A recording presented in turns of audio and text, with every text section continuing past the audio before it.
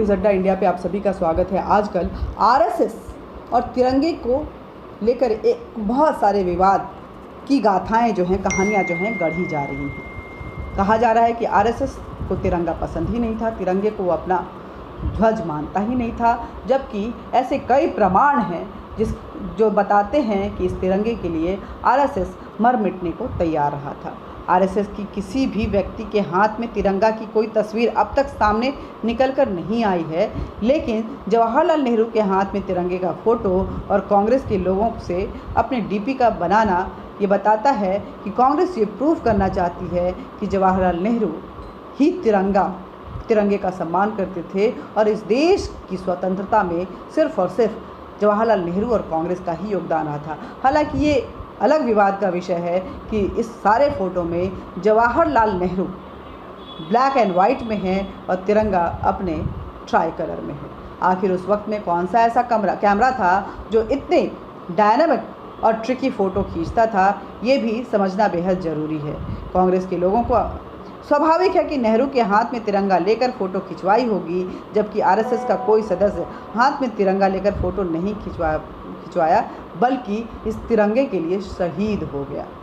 किसी प्रदेश के शासन का सबसे प्रमुख केंद्र होता है सेक्रेटेरिएट। 11 अगस्त 1942 को दिन के 2 बजे पटना सेक्रेटेरिएट के गुंबद पर झंडा फहराने के लिए अपने 6 साथियों के नेतृत्व करते हुए देवीपत चौधरी आगे बढ़ रहे थे। पुलिस ने रोका, लेकिन वो नहीं रुके, आगे बढ़ते गए। पुलिस ने उन्हें रोकने के लिए गोली चला दी। तिरंगा गिरने न पाए, इसको लेकर के देवीपत चौधरी ने अपनी जान की आहुति दे दी, लेकिन झंडे को ऊपर रखा, तिरंगे को ऊपर रखा। फिर उनके दूसरे साथी राम गोविंद सिंह ने इस तिरंगे को अपने हाथ में थाम लिया और आगे बढ़ना शुरू कर दिया। राम गोविंद आगे बढ़ रहे थे, पुलिस उन्हें रोकने की कोशिश कर रही थी। फिर एक बार पुलिस की गोलियों की तरतराहट जो है वो उस वातावरण में गूंजने लगा। पुलिस की गोली से अगर देखें तो राम गोविंद सिंह भी नीचे गिर पड़े, उनकी मौत हो गई, वो भी शहीद हो गए, लेकिन तिरंगे को नीचे नहीं गिरने दिया। तिरंगे को हाथ में थामे रखा और आगे बढ़ते रहे। जब उन पर भी पुलिस की गोलियां जो है वो कहर ढा गईं, तब राजेंद्र सिंह ने तिरंगा थाम लिया अपने हाथों में, तिरंगे को नहीं गिरने दिया और आगे बढ़ने लगे। पुलिस ने फिर गोली चलाई उन्हें रोकने के लिए। तब उनके 5वें साथी जगतपति कुमार ने तिरंगा थाम लिया। औरंगाबाद की खराडी गांव के रहने वाले ये जगतपति कुमार को भी एक गोली उनके हाथ में लगी, दूसरी छाती में। फिर भी जगतपति कुमार ने नहीं रुके, आगे बढ़ते रहे और तिरंगे को गिरने नहीं दिया। लेकिन जब उनकी जंघा में तीसरी गोली लगी तो जगतपति कुमार लड़खड़ाने लगे। फिर छठे साथी सतीश झा ने उस तिरंगे को अपने हाथों में उठा लिया।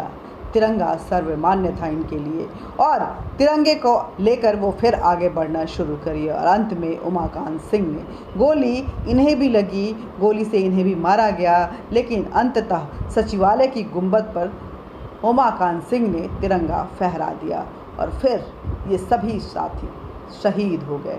इनमें से 2 आरएसएस के राष्ट्रीय स्वयंसेवक के सक्रिय सदस्य थे, कार्यकर्ता थे, स्वयंसेवक थे।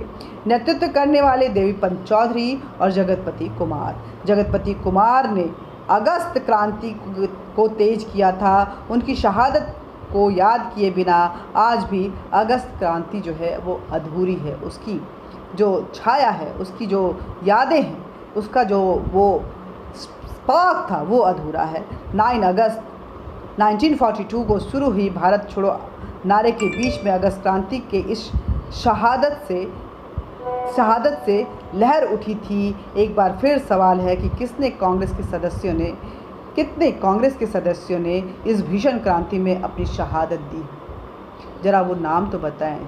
शायद एक भी नाम सामने नहीं आएगा। अगर नेहरू जी आज़ादी के आंदोलन में कम से कम शहीद हो गए होते तो आज कांग्रेस की कुछ इज्जत रह जाती और कहने को होता कि शहादत तो हमने भी दी है।